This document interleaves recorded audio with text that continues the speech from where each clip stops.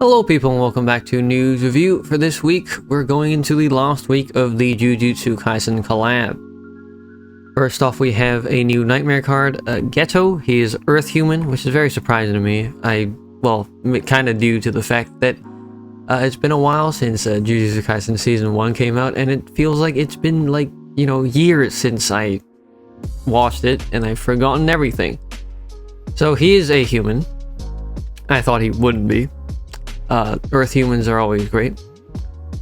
He seems to be an actual legitimate Earth leader that is pretty good. So his leader skill works off of having cursed users or cursed spirits or Earth members. He gives all of them team attack times 10 and HP and recovery times 2.5. Bit of an attack boost for cursed user and cursed spirit members. And by dissolving water, fire, earth, team attack times 3.5 additionally. This is not limited to your initial dissolve. It also counts Sky Drop, which is very relevant in his team skill. For his team skill, he actually gets a team skill just by being in the team, which is quite nice. For each enemy defeated cumulatively, the character's attack increases additionally to the max times 5 for 4 enemies. So after 4 rounds, or even less if each round has more than 1 enemy, he just gets a times 5 attack boost on himself unconditionally that cannot be stat cleared. That's quite nice. If he is leader and ally, Earth members skill CD -4 after entering a stage, extend moves movement time by 6 seconds, you ignore burning and sticky. Everything has the effect of every attribute of cursed users and cursed spirit members in the team. After dissolving runestones, the first batch of runestones to be sky dropped will be enchanted fire, water, and earth. I don't know why I said it in that order. Water, fire, and earth runestones. Basically in the 6 columns, it will be earth, water, fire, earth. By dissolving water runestones, you recover 100% HP. That's recovery without recovering. By dissolving fire runestones, team attack times 2. And by dissolving earth runestones, you deal a earth damage of 10 million to all enemies before attacks regardless of defense. So that's, direct damage just off the gate. 10 million is also a okay number, I would say. By dissolving water, fire, and earth runestones in the same round, damage will be dealt regardless of initial shield and puzzle shield, and you have a willpower effect. So I think all around, they gave him more than the bare minimum for a good leader. Ignoring burning and sticky, for a free-to-play leader, that's quite good. Ignoring initial and puzzle shield, that's really good. Recovery without recovering, that's this guy has more than the bare minimum of what makes a good leader, I would say. So if you're lacking an Earth leader, he is an actual legitimate choice. For his active at CD6, it is a choose 1 out of 2 skill. For the first option, he ignites all enemies to alter the attribution of fire.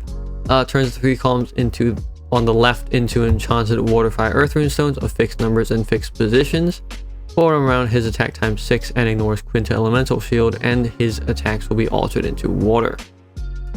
For the second effect, he venoms all enemies with a non-attributive damage of 800 times the character's recovery until the enemy is defeated, and if he is the leader, this damage ignores the enemy's skills.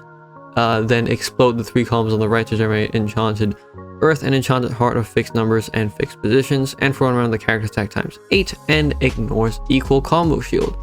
Geto is the first ever Earth human to ignite and venom enemies, and in the future, ignite shields have been a thing. Venom shields I don't think have been a thing, or have been a thing for 1 stage ever, but as these shields may or may not get more popular in the stage in the future, this card will be very useful for that.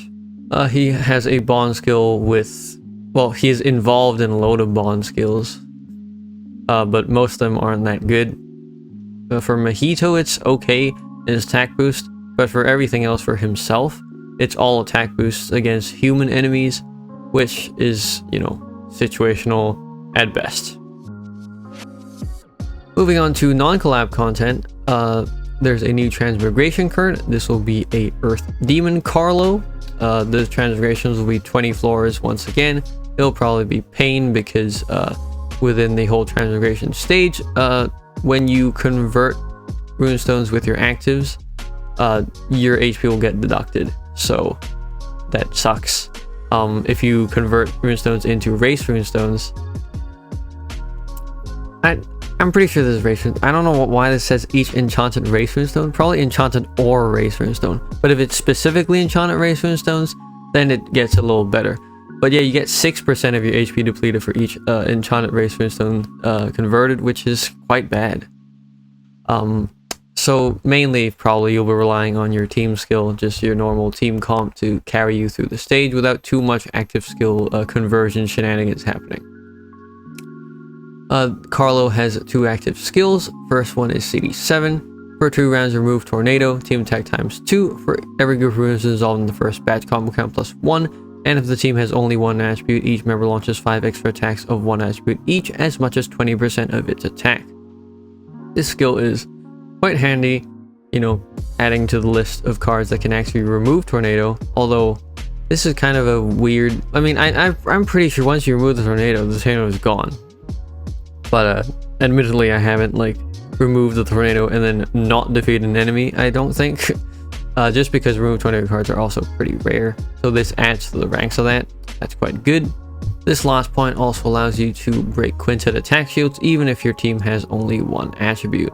For a second active, it's CD6. He refreshes the protective shield, turns all runestones into enchanted demon runestones, and for 2 rounds, attributed damage dealt to enemies ×2 additionally. This one's not that flashy, but it is a refresh shield card, which are rare, and shields are becoming more and more common in leaders, it seems, so this is quite good. And lastly, you have a Arena Redemption super skill character, Laraje, who is also an Earth Demon. CD6, clear the hypnotized state of demons.